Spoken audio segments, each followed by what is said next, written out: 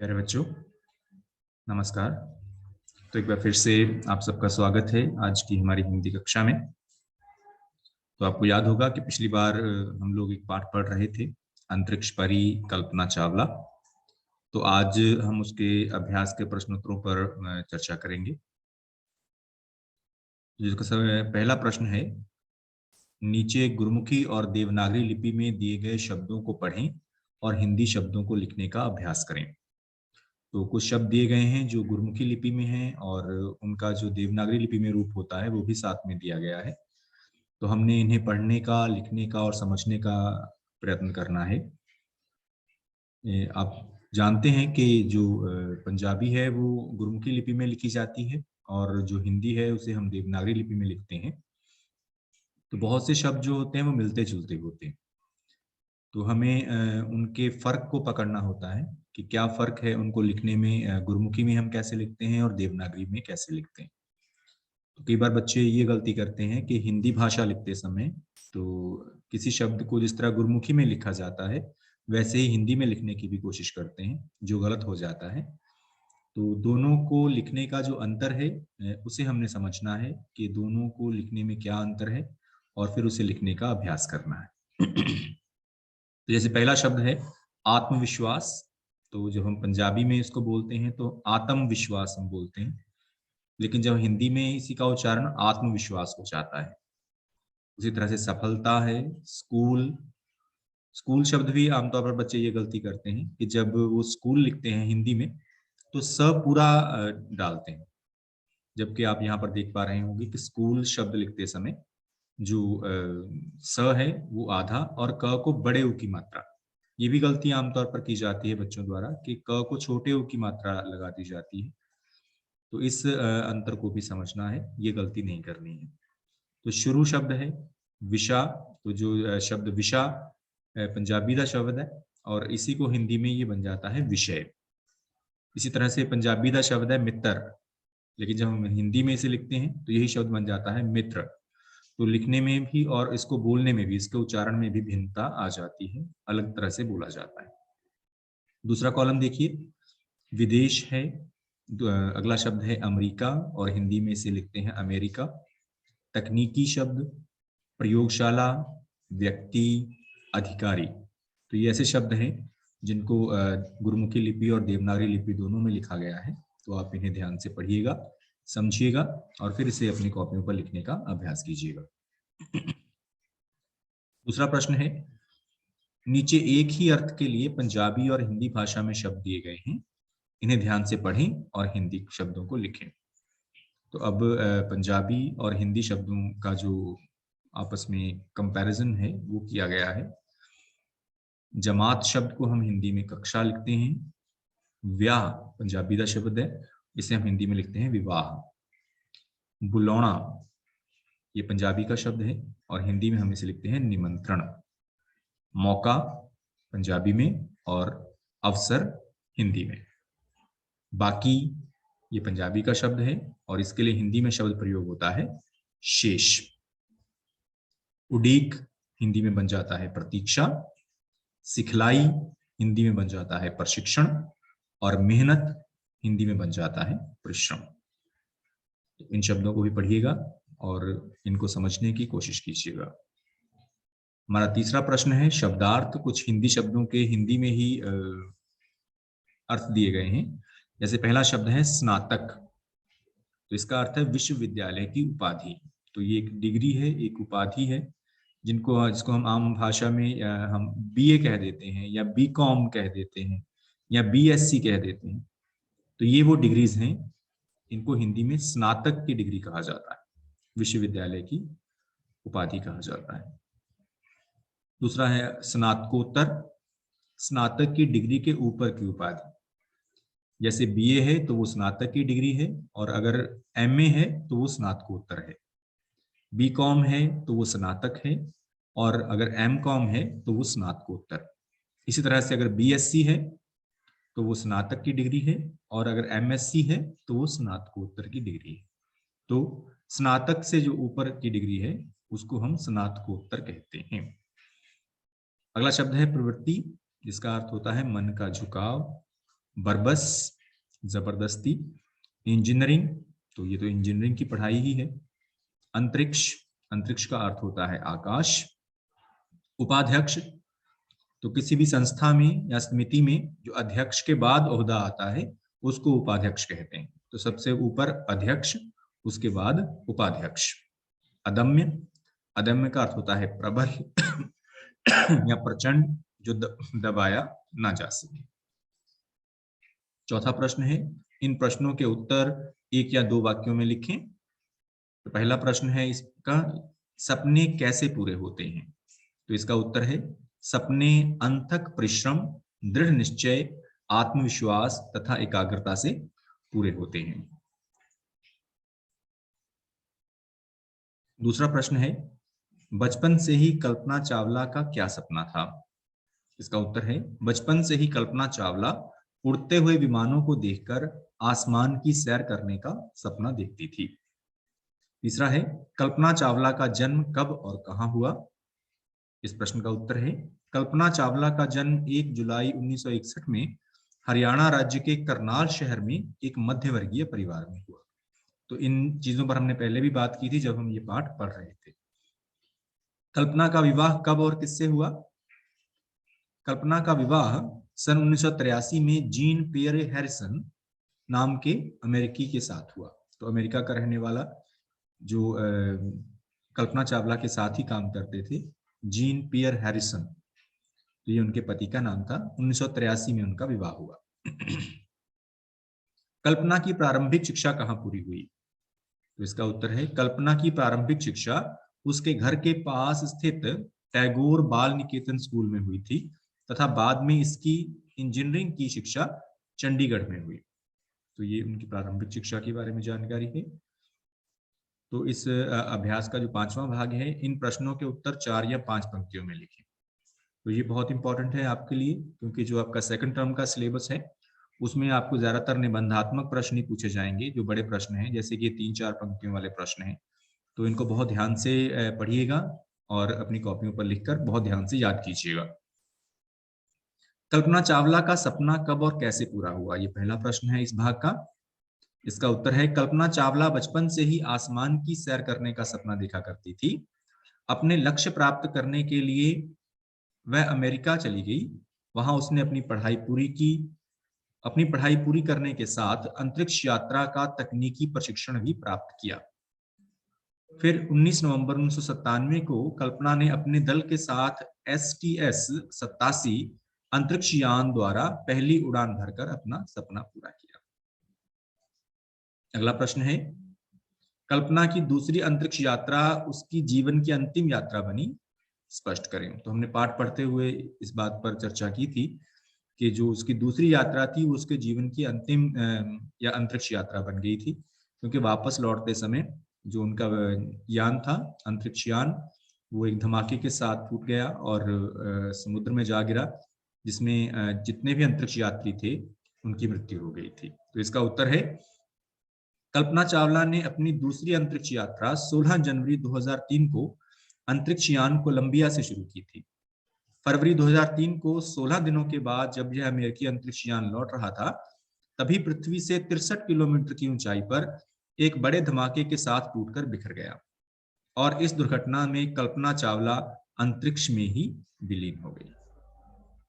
अगला प्रश्न है, कल्पना चावला के जीवन से आप क्या प्रेरणा लेते हैं?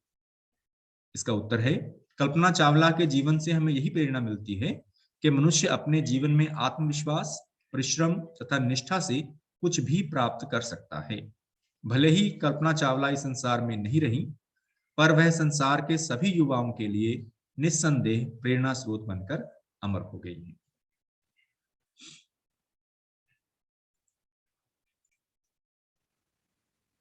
अभ्यास का 6ठा प्रश्न है, निम्नलिखित साल कल्पना चावला के जीवन में क्यों महत्वपूर्ण है? तो अब हमने ये बताना है, कुछ साल नीचे दिए गए हैं, तो वो कल्पना चावला के जीवन में क्यों महत्वपूर्ण है। तो पहला साल है 1978। सन 1978 में कल्पना ने प्री इंजीनियरिंग की परीक्षा पास की थी। दूसरा साल है 1982। सन 1982 में कल्पना ने पंजाब इंजीनियरिंग कॉलेज चंडीगढ़ से एरोनॉटिकल इंजीनियरिंग में स्नातक की डिग्री प्राप्त की थी। 1984 सन 1984 में अमेरिका के टेक्सास विश्वविद्यालय से कल्पना ने एरोस्पेस इंजीनियरिंग में स्नातकोत्तर की डिग्री प्राप्त की थी। 1988 सन 1988 में कल्पना ने कोलोराडो विश्वविद्यालय से एरोस्पेस इंजीनियरिंग में पीएचडी की डिग्री प्राप्त की थी। 1994 सन 1994 में 1 दिसंबर को नासा ने के एक अधिकारी ने टेलीफोन कर कल्पना को बताया कि वह अंतरिक्ष यात्री के रूप में चुन ली गई है। 19 नवंबर 1997 को कल्पना का सपना साकार हुआ। तो ये कुछ साल हैं, 1978, 1982, 1984, 1988 और 1994। तो कल्पना चावला के जीवन में ये क्यों महत्वपूर्ण थे, उसका विस्तार से वर्णन यहाँ पे किया गया है। अभ्यास का 7वां प्रश्न है, निम्नलिखित शब्दों के वाक्य इस तरह बनाएं ताकि अर्थ स्पष्ट हो जाए। तो कुछ शब्द दिए गए हैं, उनको हमने वाक्यों में प्रयोग करना है। तो यहाँ पर ध्यान दीजिए कि यहाँ पर शब्दों के अर्थ साथ में नहीं दिए गए हैं। उसका कारण ये है कि प्रश्न को इस तरह से पूछा गया है कि वाक्य इस तरह बनाएं ताकि अर्थ स्पष्ट हो जाए। तो हमने उस शब्द का प्रयोग इस तरह से वाक्य में करना है कि उसका जो अर्थ है वो अपने आप ही स्पष्ट हो जाए। तो पहला शब्द है अनुसरण। इसका उत्तर है, हमें अपने लक्ष्य का अनुसरण आत्मविश्वास तथा एकाग्रता से करना चाहिए। तो अनुसरण का मतलब होता है पीछा करना। तो हमने अपने सपनों का इस तरह से पीछा करना है ताकि हम उन्हें प्राप्त कर सकें। एकाग्रता, जो विद्यार्थी एकाग्रता से मन लगाकर पढ़ाई करता है उसे अवश्य सफलता मिलती है। आकर्षित, जो लोग बाहरी चकाचौंध से अनायास ही आकर्षित हो जाते हैं वे जीवन में कम ही सफल होते हैं। आकांक्षा, मेरी एक लेखक बनने की आकांक्षा आज यह उपन्यास लिखने से साकार हो गई है। नियंत्रित, वहां मेले में बड़ी भगदड़ मच गई थी पर पुलिस ने सारी स्थिति को भली भांति नियंत्रित करने में सफलता प्राप्त कर ही ली। नियुक्ति, मेरी नियुक्ति इस महाविद्यालय में एक अध्यापक के रूप में आज ही हुई है। परीक्षण, सन 1997 को कल्पना चावला का अंतरिक्ष उड़ान का प्रथम परीक्षण सर्वथा सफल रहा। परिसर, आज हमारे घर के परिसर में बहुत सारे मेहमान एकत्रित हुए हैं। तो कुछ शब्द थे जिनको वाक्यों में प्रयोग किया जाना था। प्रश्न नंबर 8 है इस अभ्यास का, इन मुहावरे और लोकोक्तियों के अर्थ लिखकर उन्हें वाक्यों में प्रयोग करें। तो ऊपर कुछ शब्द थे जिनको वाक्यों में प्रयोग किया गया, यहाँ पर कुछ मुहावरे और लोकोक्तियां हैं और साथ में उनका अर्थ लिखकर वाक्यों में प्रयोग करने के लिए कहा गया है। तो पहला है, जहां चाह वहां राह। इसका अर्थ है इच्छा से ही रास्ता निकलता है। अगर हमारे मन में कुछ काम करने की इच्छा है तो उस इच्छा को पूरा करने के लिए कोई ना कोई रास्ता निकल ही आता है। कल्पना ने बचपन में ही आसमान की सैर करने का सपना देखा और पूरा कर लिया। इसे कहते हैं जहां चाह वहां राह। दूसरा है दुख के सागर में डूब जाना। इसका अर्थ होता है बहुत दुखी होना। पिता की मौत की खबर सुनकर वह दुख के सागर में डूब गया। अगला है दिलों पर राज करना। तो इसका उत्तर है, अर्थ है इसका अत्यधिक लोकप्रिय होना। आज भी कल्पना चावला सभी के दिलों पर राज करती है। खुशी का ठिकाना न रहना। 8वीं कक्षा, इसका अर्थ होता है बहुत खुश होना। 8वीं कक्षा में पास होने पर देव की खुशी का ठिकाना नहीं रहा। दिल दहला देना, इस मुहावरे का अर्थ होता है अत्यधिक दुखी या भयभीत हो जाना, बहुत डर जाना, या बहुत दुखी हो जाना या बहुत डर जाना। इतने बड़े शेर को देखकर देव का दिल दहला गया। कुछ मुहावरे थे जिनका हमने वाक्यों में प्रयोग किया। तो अगला प्रश्न है, इन वाक्यों में क्रिया अकर्मक है अथवा सकर्मक। तो आपको याद होगा कि हम कक्षा में हमने इसके बारे में बात की थी कि कौन सी क्रियाएं अकर्मक होती हैं और कौन सी क्रियाएं सकर्मक होती हैं। तो जिन क्रियाओं का प्रभाव उनके कर्म पर पड़ता है तो वो सकर्मक होती हैं, और जिन क्रियाओं का प्रभाव कर्ता पर पड़ता है वे अकर्मक होती हैं। स्कूल में वह सभी अध्यापकों की चहेती थी। तो इसमें क्रिया अकर्मक है। तो अकर्मक कैसे है? वो अध्यापकों की चहेती थी। तो ये जो चहेती थी, ये जो जो क्रिया है, तो इसका जो प्रभाव है वो, ये कल्पना चावला के बारे में ये वाक्य है, तो ये उसी पर पड़ रहा है, तो कर्ता पर ही इसका प्रभाव पड़ रहा है, तो इसलिए ये क्रिया अकर्मक है। आकाश में विमानों को उड़ते देखकर वह उनकी ओर आकर्षित हो जाती थी। तो किनकी ओर आकर्षित हो जाती थी? विमानों की ओर आकर्षित हो जाती थी, तो इसलिए ये क्रिया जो है वो सकर्मक है।